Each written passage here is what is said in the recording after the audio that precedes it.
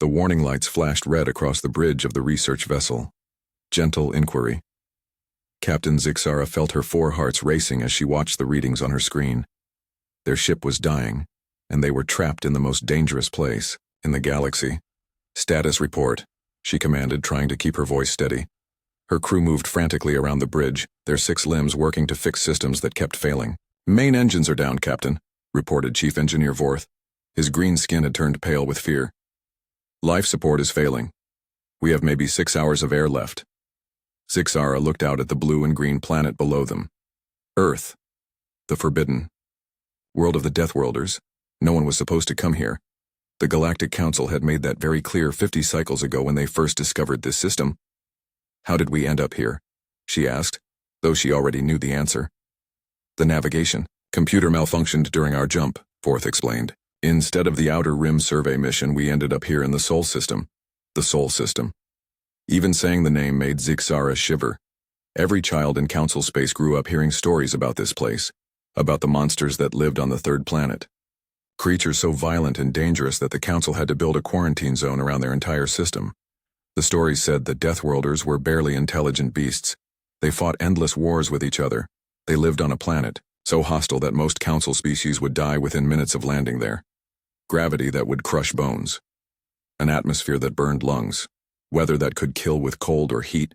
And now they were stuck here, orbiting their world, with no way to escape.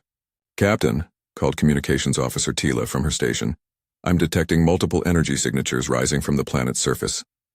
Zixara felt ice in her blood. How many? 12. No, 15. The count keeps rising. They're launching. Ships, Captain, lots of them. The bridge fell silent except for the sound of failing systems beeping warnings. Everyone knew what this meant. The Deathworlders had spotted them, and Deathworlders never let intruders leave alive. Should we try to run? Asked Vorth quietly. With what engines? Zixara replied bitterly. We can barely keep life support running. She stared at the tactical display showing the approaching ships. They were moving fast, much faster than any Council vessel could manage. The readings showed energy signatures unlike anything in their databases. Send a distress signal, she ordered. Finally. Full spectrum broadcast, tell any Council ships in the area what happened to us. Captain, Tila said hesitantly. There are no Council ships in this area. This is the Forbidden Zone. No one comes here. Of course. They were completely alone, trapped with the galaxy's most feared predators closing in on them. Send the signal. Anyway, Zixara said. Maybe someone will hear it. Maybe they'll know what happened to us. Meanwhile, 300 kilometers below on Earth's surface, Admiral Chen Martinez stood in the command center of Terra Defense Command. Alarms were sounding as his staff worked at their stations. The massive screens showed the alien vessel caught in Earth's orbital defense network. Report, Martinez ordered as he approached the main tactical display. Unknown vessel appeared in our space 47 minutes ago, reported Colonel Sarah Webb, his operations officer. Ship design matches nothing in our databases.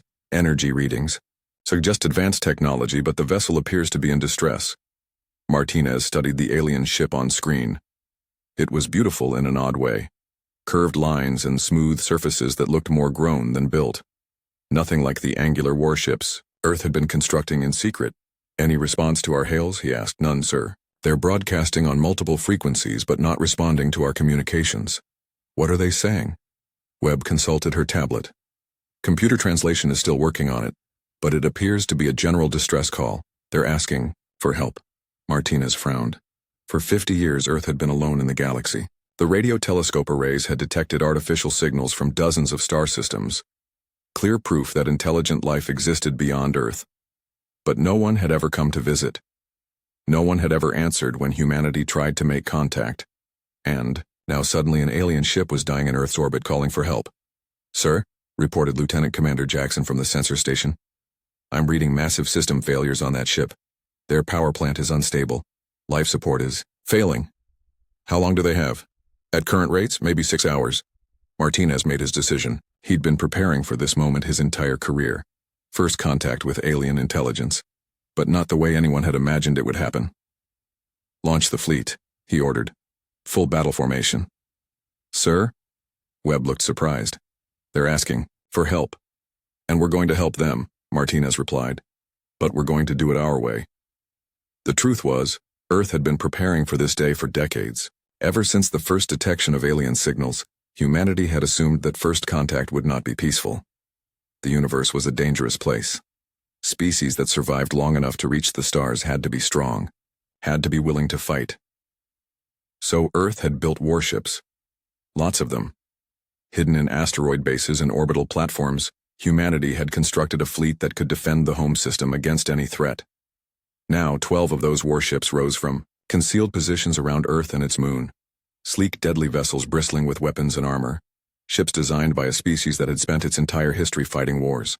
Fleet formation achieved, reported Webb. All ships report ready for combat operations. Good. Signal the alien vessel. Full translation suite active. Tell them we're coming to help.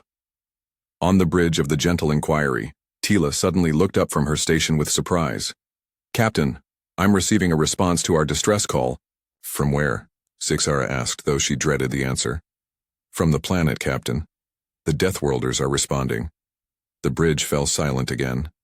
Everyone stared at Tila as if she had announced the end of the universe. What are they saying? Zixara asked quietly. Tila worked at her console for a moment, running the alien signal through their translation computers. When she looked up, her expression was one of complete confusion. They're saying surrender and prepare for boarding. We are coming to assist you. Zixara blinked all 4 of her eyes. In 50 cycles of space travel, she had never heard anything so terrifying as a Deathworlder offering to help. Time to contact? She asked. They'll reach us in 37 minutes, Captain. Zixara looked around at her crew. All of them were staring at her, waiting for orders, waiting for their captain to somehow save them from the monsters that were coming. But there was nowhere to run. Their ship was dying, and the Deathworlders were already on their way. All hands, she announced over the ship's communication system. Prepare for boarding. Follow all surrender protocols and pray to whatever gods you believe in. She settled back in her captain's chair and watched the tactical display show the human ships getting closer. In less than an hour, she would meet the galaxy's most feared predators face to face, and somehow, they claimed they were coming to help. The human fleet moved through space like a pack of predators closing in on wounded prey. Captain Zixara watched them approach on her failing screens, and each minute brought new terror. The Deathworlder ships were nothing like the smooth, curved vessels of Council space. These were angular things of metal and purpose, sharp edges and weapon ports. Every line of their design spoke of violence and war. Captain, Tila called out, her voice shaking. They're requesting permission to dock. Do we have a choice? Zixara asked bitterly. No, Captain. If we refuse, they say they'll cut through our hull. Of course they would. Deathworlders were known for their directness. No negotiation, no diplomacy. Just brutal efficiency. Grant them permission, Zixara ordered. All crew to surrender positions, no sudden movements, no weapons. Maybe if we cooperate, they'll kill us quickly. But as she watched the lead human vessel approach, she noticed something strange. The ship wasn't ramming into them or blasting holes in their hull. Instead, it moved with careful precision to their main docking port. The connection was smooth and professional. The sounds of docking echoed through the ship. Metal connecting to metal. Systems linking. And then the most terrifying sound in the galaxy, footsteps. Heavy, rhythmic footsteps of Deathworlders entering their ship. Zixara and her senior staff waited on the bridge as the sounds grew closer. She could hear her crew's hearts beating too fast with fear. Some were whimpering softly. Then the bridge doors opened. The first thing that struck Zixara was how big they were. She had expected this from the reports, but seeing it was different. The lead figure stood nearly 2 meters tall, covered in armor that gleamed under the bridge lights. The armor was painted dark green with yellow markings, and it covered every inch of the creature inside. More of them filed in behind their leader. 6 figures in total, each carrying weapons that looked far too advanced for the primitive species they were supposed to be. The weapons were held ready, but not pointed at anyone. Professional soldiers, not mindless beasts. The lead figure raised one hand and spoke. The voice that came from the armor's speakers was deep and calm. Not the roar of a savage animal, but the controlled tone of someone in command. I am Sergeant Major Rodriguez, United Earth Marine Corps. You are now under the protection of the Terran Defense Forces. Anyone injured? The translation came through clearly, which surprised Zixara. These Deathworlders had somehow learned their language in the 30 minutes it had taken to reach them. I am Captain Zixara of the research vessel Gentle Inquiry, she managed to say. We are not injured, but our ship is failing. The armored figure nodded and turned to speak into a communication device attached to its wrist. Command, this is Rodriguez. Alien crew appears healthy, but their vessel is in critical condition, requesting emergency engineering support. Another voice responded immediately, crisp and professional. Rodriguez, engineering team is standing by. Secure the area and begin evacuation procedures. Roger, Command. Rodriguez turned back to Zixara. Captain, we're going to transfer your crew to our ship. Your vessel is not safe. You're not going to kill us? Zixara asked, unable to believe what she was hearing. The armored figure tilted its head slightly. Through the helmet's visor, she could see eyes that looked almost confused. Kill you? Captain, you sent a distress signal. We responded. Why would we kill someone asking for help? Before Zixara could answer, more humans entered the bridge. These ones wore different armor and carried different tools. Engineers, she realized. They moved immediately to the failing control stations and began working with smooth efficiency. Captain, one of the engineers called out in accented Galactic standard. Your power core is about to breach. We need to evacuate everyone now. How did they know her language so well? How had they learned to speak it in such a short time? All crew to the docking port, Rodriguez commanded, but his voice remained calm and professional. Single file, no rushing. We have plenty of time if everyone stays calm. Zixara watched in amazement as her crew began to move. The humans guided them gently but firmly toward the exit. When Engineer Vorth stumbled on his injured leg, one of the Marines immediately moved to help him walk. These were not the savage beasts of the stories. These were disciplined soldiers following clear protocols. They moved like predators, yes, but predators with purpose and control. Sergeant Major, Zixara said as they walked toward the docking tube. May I ask you something? Of course, Captain. Your people. The stories we were told, they said you were barely intelligent. Violent animals who fight endless wars. Rodriguez was quiet for a moment. When he spoke, there was something cold in his voice. Captain, who told you these stories? The Galactic Council. They said your world was quarantined to protect the galaxy from your violence. Rodriguez stopped walking and turned to face her. The other Marines stopped as well, and Zixara suddenly felt the weight of their attention. Through their helmet visors, she could see human eyes studying her with new interest. The Galactic Council, Rodriguez repeated slowly. Tell me, Captain, how many species belong to this council? 47 member worlds, Zixara replied automatically. And how many species have they quarantined? Just yours. Earth was the only world dangerous enough to require containment. Rodriguez exchanged looks with his Marines. Even through their helmets, Zixara could sense some kind of communication passing between them. I see, Rodriguez said finally. Captain, I think you and my commanding officer need to have a very long conversation. They reached the docking tube and Zixara got her first look inside a Deathworlder vessel. The corridors were wider than those on council ships, built for the larger human frame. The walls were lined with information displays and what looked like weapon storage. Everything was clean, efficient, and organized, but it was the crew that surprised her most. Humans moved through the corridors with purpose, but they also talked and laughed with each other. She saw some eating together in what looked like a common area. Others were playing some kind of game with cards. They looked so normal, like any crew on any ship in the galaxy. Captain, Rodriguez said as they walked, what exactly was your ship doing in our system? Research mission, Zixara replied. We were supposed to survey uninhabited worlds in the outer rim, but our navigation system malfunctioned. Malfunctioned how? The coordinates changed during our jump. Instead of empty space, we ended up here. Rodriguez stopped again. This time, his voice was very quiet when he spoke. Captain, what were the original coordinates for your mission? Zixara recited the numbers from memory. Rodriguez immediately spoke into his wrist communicator, relaying the information to someone called Command. The response came back quickly, and even through the translation system, Zixara could hear tension in the voice. Rodriguez, those coordinates are the Kepler 442 system. Intelligence reports indicate a developing civilization there, pre-FTL, but showing signs of early space technology. Rodriguez looked at Zixara with eyes that had suddenly gone very hard. Captain, was your ship equipped with weapons? Standard defensive systems only, Zixara replied, confused by the sudden change in his manner. What about survey equipment? Deep-range sensors, communication arrays? Yes, of course. How else would we conduct a research mission? Rodriguez spoke into his communicator again. Command, I recommend we accelerate the questioning process. I think we need to hear what this captain knows about Council research missions. They reached what appeared to be a briefing room where the rest of her crew was already seated. Humans in different uniforms were offering them food and water.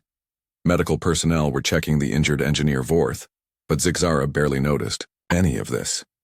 She was focused on the way Rodriguez and his Marines had changed when she mentioned her original mission coordinates, the way they had suddenly become very interested in Council research methods. Captain Zixara, Rodriguez said as he removed his helmet, revealing a scarred human face with dark eyes. I think it's time you met our Admiral. He's going to want to hear everything you know about the Galactic Council. Is something wrong? She asked.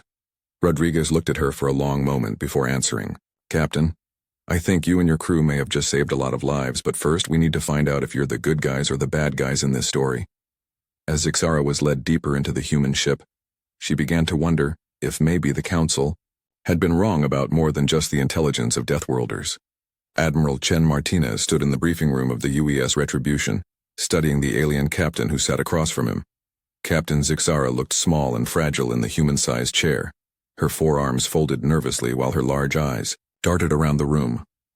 3 hours had passed since the rescue. 3 hours of questions, scans, and careful observation. The aliens seemed genuine in their distress and gratitude, but Martinez had not survived 30 years in the military by trusting first impressions. Captain Zixara, he began, his voice calm but firm. I want you to tell me exactly what a Council research mission involves. We study uninhabited worlds, she replied immediately. We catalog resources, check for any signs of life, determine if a world might be suitable for colonization. And if you find life, we report it to the Council. They decide what to do next. Martinez exchanged a look with Colonel Webb, who sat beside him with a tablet full of notes. Something was not adding up. Captain, our analysis of your ship's computer system shows some interesting equipment. Long-range communication arrays, deep penetration sensors, and what appears to be weapons much more powerful than you described. Zixara shifted uncomfortably. I told you, standard defensive systems. Captain? Martinez leaned forward slightly. Those weapons could destroy a city. That's not standard defense. The room fell silent. Zixara looked around at the human faces staring at her, and Martinez could see the moment when she realized she was not just being questioned. She was being interrogated. I don't understand what you want me to say, she whispered. Martinez opened a folder and pulled out several photographs. Pictures taken by Earth's deep space telescopes over the past 50 years. He placed them on the table in front of her. Captain, do you recognize these? Zixara looked at the images and her skin went pale. The photos showed star systems, some with planets that glowed with the light of civilization, others that showed only empty space, where planets used to be. These are all systems that were reported to your Council by research missions, Martinez continued. Systems with developing civilizations, pre-FTL species just beginning to reach for the stars. He placed more photos on the table. This is the Vega system before and after a Council research mission. This is Wolf 359. This is Gliesa 6X7C. Each pair of photos told the same story. Life before the research mission, death after. Captain. Martinez's voice was very quiet now. Where are all these civilizations now? Zixara stared at the photos with growing horror. Her 4 hands were shaking as she picked up image after image. They said these worlds had natural disasters, asteroid impacts, solar flares. The Council tried to help but arrived too late. All of them, dozens of civilizations, all suffering natural disasters, right after Council research missions. That's what the report said. The Council mourned each loss. They said it proved how dangerous space could be for young civilizations. Colonel Webb leaned forward. Captain, show her the Kepler data. Martinez nodded and activated a holographic display. It showed the Kepler 442 system in detail with a blue-green world third from its sun. This is where your ship was supposed to go, Captain. This is what you would have found. The display zoomed in on the planet, showing cities glowing, with electric light, orbital stations, ships moving between the planet and its moons, a civilization about 50 years behind Earth's current technology, Martinez explained. Population of approximately 2 billion. They've just started exploring their own system. In another generation, they'll probably develop faster than light. Travel. Zixara stared at the display with growing understanding and horror. If your navigation system hadn't malfunctioned, Martinez continued, you would have arrived there instead of here. You would have studied them with your long-range sensors, cataloged their cities, their technology, their defenses. Then you would have reported back to your council. And then? Webb asked quietly. Zixara's voice was barely a whisper. Then the council would decide their fate. Based on these photos, Captain, what do you think that decision would be? The alien captain looked at the images of dead worlds scattered across the table. Civilizations that had been wiped out shortly after council research missions. Species that had been eliminated before they could reach the stars. Oh gods, she whispered. We're not researchers, we're scouts. Scouts for what? Martinez asked. For the extermination fleets. The words hung in the air like a physical weight. Martinez felt his jaw clench as the full horror of what they were hearing sank in. How many worlds, Captain? How many civilizations has the Council destroyed? I don't know, Zixara said, tears flowing from her large eyes. They never told us. We thought we were exploring. We thought we were helping expand knowledge. But you suspected, Webb said. Somewhere in your mind, you suspected. Zixara nodded. Slowly. There were things that didn't make sense. Questions we weren't allowed to ask. Sectors we couldn't explore. And the weapons. They always said we needed powerful weapons because space was dangerous. Because you might run into survivors, Martinez said grimly. Captain, Webb continued, how does the Council justify these actions to its member species? They say it's necessary, that young civilizations are dangerous, that they might develop technologies that could threaten galactic peace, that it's better to prevent wars by eliminating potential threats before they can spread to the stars. Martinez stood up and walked to the window, looking out at the stars. Somewhere out there, a civilization was building its first space stations, dreaming of reaching the stars, not knowing that monsters were coming to kill them all.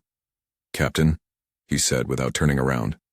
Why was Earth quarantined instead of destroyed? I don't know. That decision was made long before my time. The records just say that Earth was too dangerous to approach but contained enough to prevent expansion. Contained, Martinez repeated, like animals in a cage. He turned back to face her. Captain, I need you to think very carefully about your next answer. Are there more research missions happening right now? Zixara nodded. Always. The Council maintains constant exploration operations. There are probably dozens of missions active at any given time. And the extermination fleets? I don't know for certain, but the Council maintains what they call pacification forces, large fleets that deploy to handle dangerous situations. Martinez looked at Webb, who was already working on her tablet. Admiral, Webb said quietly, if the captain is right, there could be multiple civilizations under threat right now. Martinez nodded grimly. The weight of this knowledge was staggering. For decades, humanity had wondered why they were alone in the galaxy despite clear evidence of other civilizations. Now they knew. They weren't alone. They were survivors. Captain Zixara, he said, returning to his seat, I need you to understand something. What you've just told us changes everything. Your council isn't exploring the galaxy. It's systematically committing genocide against any species that might threaten their power.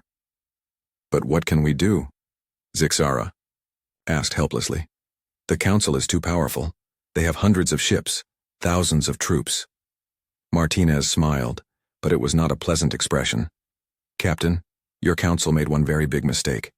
They decided to cage humanity instead of destroying us. They gave us 50 years to prepare, 50 years to build ships and weapons, 50 years to get very, very angry about being prisoners in our own system. He activated the room's main display, showing the human fleet outside. 12 warships, each bristling with weapons that made Council technology look primitive. Captain, what you're looking at is just the local defense force. Earth has been building ships and training crews for 5 decades. We have fleets hidden throughout the system. Weapons your council can't imagine.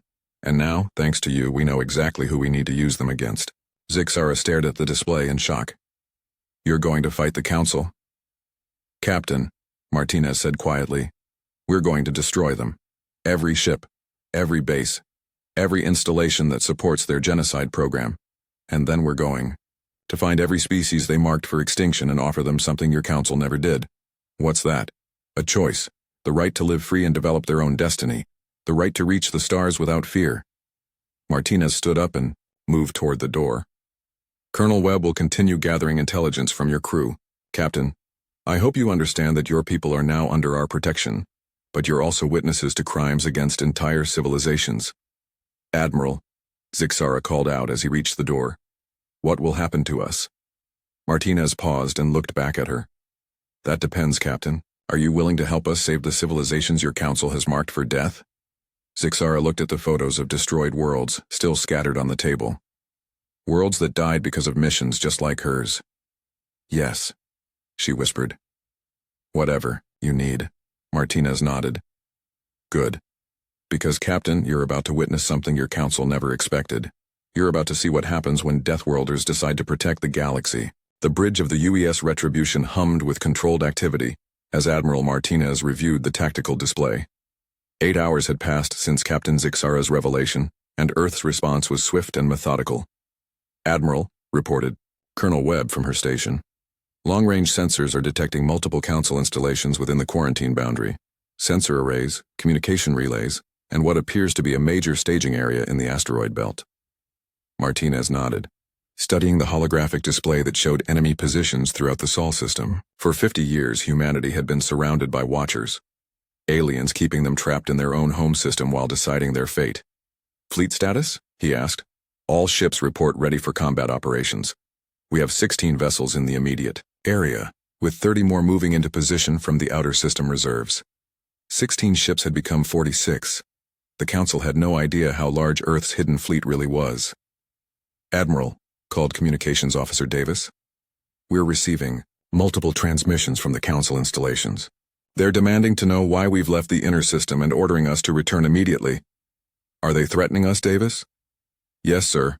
They're saying that violation of quarantine protocols will result in immediate pacification measures. Martinez smiled coldly. Pacification, the Council's polite word for genocide. Open a channel to all Council installations in this system, he ordered. Channel open, sir. Martinez stepped forward, his voice carrying the authority of someone who had just learned his species had been marked for death. This is Admiral Martinez, of the United Earth Defense Force. To all Council installations in the Sol system, you have 1 hour to evacuate your personnel and abandon your positions. Any installation not evacuated will be destroyed. The response came immediately, transmitted from the largest Council station in the asteroid belt.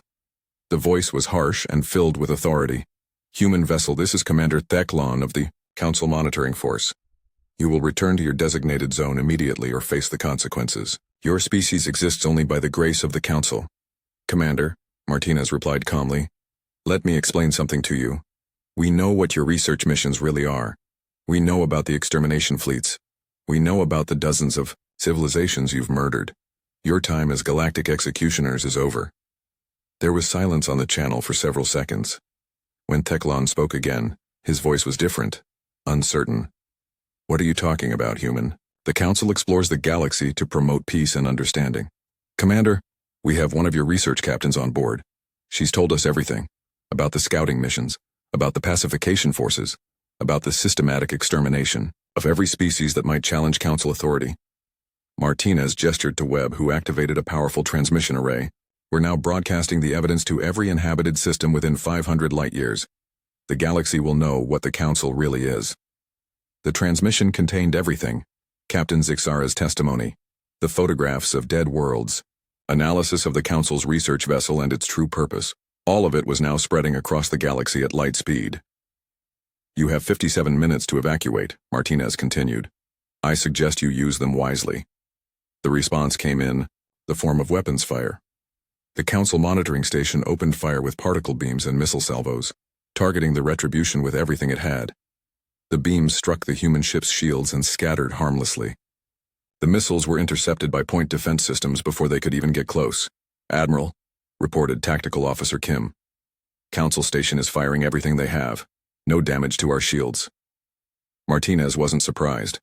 Earth scientists had spent 50 years studying Council technology from captured sensor data. They knew exactly how powerful Council weapons were, and they had built their ships accordingly. Return fire, he ordered quietly. Target their weapons and engines.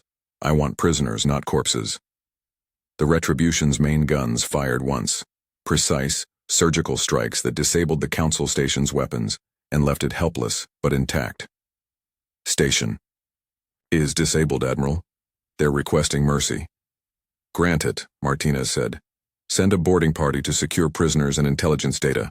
But the Council's response was only beginning. Long-range sensors detected new contacts jumping into the system from deep space. Ships that made the monitoring station look like a toy. Admiral, Webb called out, tension in her voice. Multiple contacts incoming. Configuration matches Council. Heavy cruisers. Count is 12 ships, sir. The tactical display updated to show the new arrivals. Each ship was 3 times the size of the Retribution, bristling with weapons and armor. The kind of ships used to destroy entire worlds. A new voice came over the communications channel, deeper, more commanding, and filled with absolute authority. Human vessels. This is Fleet Commander Vaktar of the Council Pacification Force. You will stand down immediately and submit to Council judgment. Your quarantine violations cannot be ignored. Martinez studied the display showing the 12 Council warships. On paper, they outgunned his fleet significantly. But battles weren't fought on paper. Commander Vaktar, he replied. Let me show you what happens when you try to cage Deathworlders for 50 years. He turned to Webb. Signal the fleet. Battle formation Alpha. All ships weapons free. The human fleet moved with precision that the Council ships couldn't match. 46 vessels spreading into attack positions with coordination that spoke of decades of training and preparation. Admiral, Kim reported from Tactical. Council ships are charging weapons and launching fighters. Very well. Launch our own fighters. And Kim, yes, sir?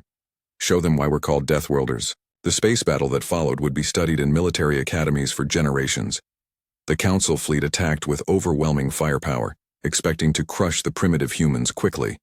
Instead, they found themselves fighting an enemy that moved like nothing they had ever seen. Human ships didn't just dodge enemy fire, they anticipated it. Their targeting systems didn't just hit Council vessels, they hit specific systems with surgical precision.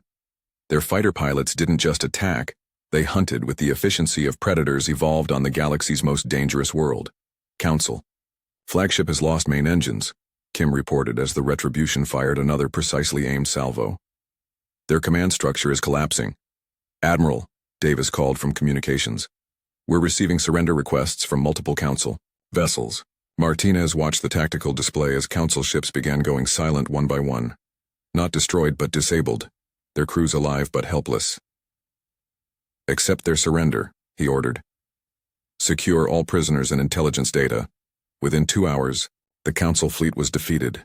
Not a single human ship had been destroyed. Only 3 had taken any significant damage, but Martinez knew this was only the beginning. Colonel Webb, he said as the last Council ship was secured. Begin interrogation of all prisoners. I want to know the location of every Council base, every extermination fleet, and every species currently marked for destruction.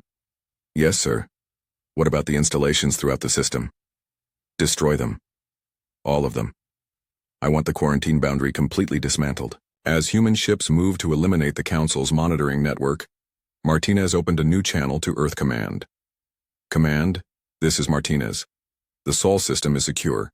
We have multiple Council prisoners and extensive intelligence data. Request, permission to begin Phase 2 operations. The response came from the highest levels of Earth's government, transmitted with full authority. Admiral Martinez, you are authorized to proceed with galactic liberation operations. Rules of engagement are as follows. Destroy all Council military assets. Secure all intelligence regarding threatened species. Offer protection to any civilization requesting aid. Martinez smiled. For 50 years, humanity had been prisoners in their own system. Now they were free and they had work to do. Admiral, Captain Zixara's voice came from behind him as she entered the bridge under Marine escort. She had requested to witness the battle to see how her information would be used. Yes, Captain? You defeated them so easily. How is that possible? Martinez turned to look at her. Captain, your Council made the mistake of thinking we were animals. They forgot that predators are also problem solvers. They gave us 50 years to study their technology, to build better ships, to train better crews. He gestured to the tactical display showing the defeated Council fleet. They thought they were containing dangerous beasts. Instead, they created the galaxy's most motivated military force. And now that we know what they've been doing to innocent civilizations, Martinez's expression grew cold. Captain, your Council is about to discover why Earth is called a death world. Not because we're savage, but because when we decide something needs to die, we're very, very good at killing it. 6 months after the Battle of Seoul, Captain Zixara stood on the observation deck of the UES New Horizon, watching human engineers work alongside her own people to rebuild the orbital stations above her homeworld. The galaxy had changed completely. Where once the Galactic Council's massive bureaucracy had controlled trade, exploration, and the fate of entire species, now there was something called the Terran Compact, a simple agreement that guaranteed the right of all species to develop freely and defend themselves. It's beautiful, isn't it? Zixara turned to see Admiral Martinez approaching. He wore a simple uniform now, not the battle armor she remembered from their first meeting. The human looked tired, but satisfied. "Admiral," she said, nodding respectfully. "I didn't expect to see you here. Please call me Chen. And I wanted to see how the rebuilding was going." They stood together watching the construction work outside. Human and Zephyrian crews worked side by side, installing new communication arrays and defense systems. "I still can't believe how quickly everything changed," Zixara said quietly. Martinez nodded. "When people learn the truth, they tend to act on it. Once we broadcast the evidence of Council genocide, half their member species rebelled within a month. The truth was even more dramatic than that. The revelation that the Council had been systematically exterminating developing civilizations had shattered their alliance completely. Some species had switched sides immediately. Others had demanded trials for their own leaders who had participated in the genocide program, and some had fought to the bitter end, believing that galactic peace required the elimination of potential threats. "How many?" Zixara asked, though she dreaded the answer. "How many what? How many species did the Council destroy?" Martinez was quiet for a long moment. "Our best count is 87 civilizations, over the past 2 centuries. Some were just beginning to develop tools. Others were on the verge of faster-than-light travel. 87 entire species, billions of individual lives, all destroyed to maintain the Council's idea of order. And the ones we saved? 14 species that were marked for immediate pacification. We reached them in time. 3 more that were in the scouting phase. We intercepted the research missions before they could report back." Martinez gestured toward the construction activity outside. "Your people were actually one of the lucky ones. The Council planned to keep the Zephyrians as a client species.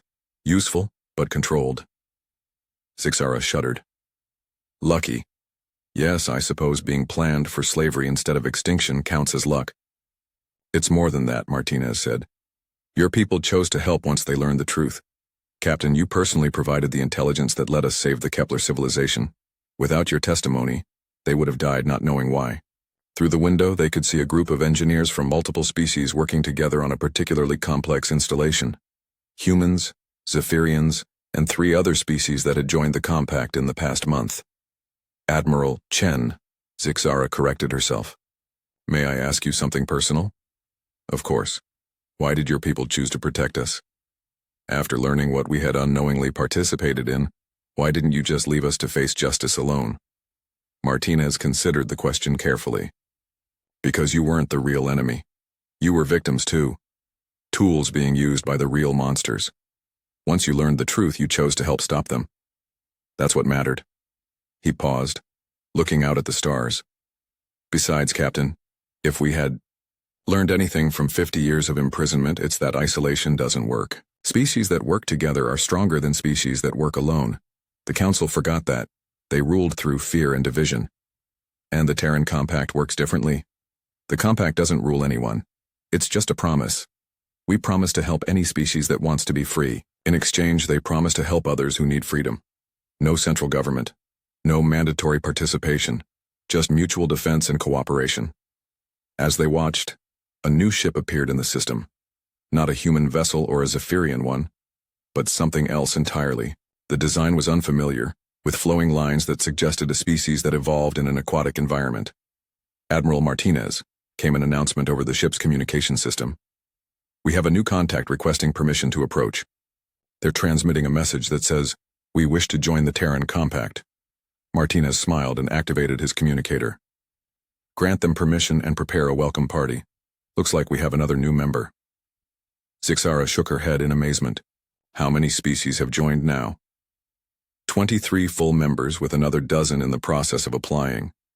Word spreads fast when you offer people freedom instead of demanding their submission.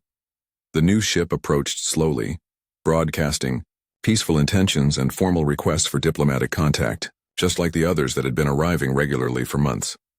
"Captain," Martinez continued, "there's something I wanted to discuss with you.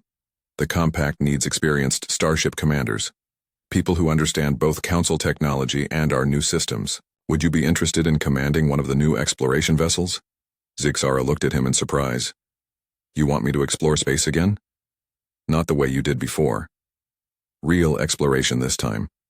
Looking for new worlds to settle, new resources to develop, new species to contact, offering them choices instead of scouting them for destruction." The idea was appealing.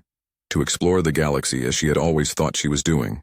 To make first contact with new civilizations and offer them friendship instead of death. "What about my crew?"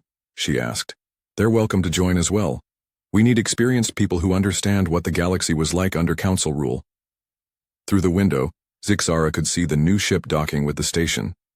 In a few hours, representatives of another species would learn about the Terran Compact, about humanity's simple promise, harm none, but take no prisoners.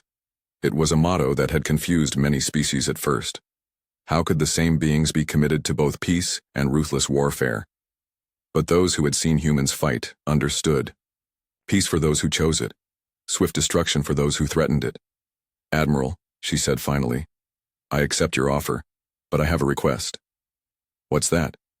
"I want to visit Kepler 442, the civilization we saved. I want to see what they've built with their freedom." Martinez nodded. "Already approved. The UES Discovery is scheduled to visit there next month. They're apparently building their first faster-than-light prototype. We want to make sure they have all the technical support they need." Zixara smiled. A species that she had unknowingly been sent to scout for destruction was now building starships with human help. The difference was staggering. "Chen," she said quietly, "do you think we can really change the galaxy?" Martinez looked out at the stars where ships from dozens of different worlds were working together to build something new, something better than the Council's rigid hierarchy of fear. "Captain, 6 months ago, humanity was trapped in one star system, marked for eventual extinction. Now we have allies across half the galaxy, and the Council's military power is broken. If we can do that in 6 months." He turned to look at her with the confidence of someone who had seen impossible things become reality. "I think we're just getting started." As if to prove his point, another ship appeared at the edge of the system, then another, and another. Species that had heard the broadcasts about the Terran Compact and decided they wanted freedom more than they wanted safety. Zixara watched them approach and thought about the choice that every species now faced. They could join the Compact and help build something new. They could remain neutral and develop on their own. Or they could try to rebuild the Council's system of fear and control. But if they chose the third option, they would face the same fate as the Council's military forces. Quick, efficient destruction by the galaxy's newest and most effective guardians. The Deathworlders had kept their promise. They had protected the innocent and destroyed the guilty. And now they were offering every species in the galaxy the one thing the Council had never provided: hope. As Captain Zixara prepared to take command of her new ship and explore a galaxy where first contact meant friendship instead of death, she realized that sometimes the monsters in the stories turned out to be heroes after all. The galaxy was free. And the beings who had made it free were standing guard, making sure it stayed that way. In space stations and planetary governments across hundreds of worlds, the same message was being transmitted. A simple promise that had already changed everything. The Terran Compact stands ready to defend your right to reach the stars. Harm none, but take no prisoners. The age of the Council was over. The age of freedom had begun.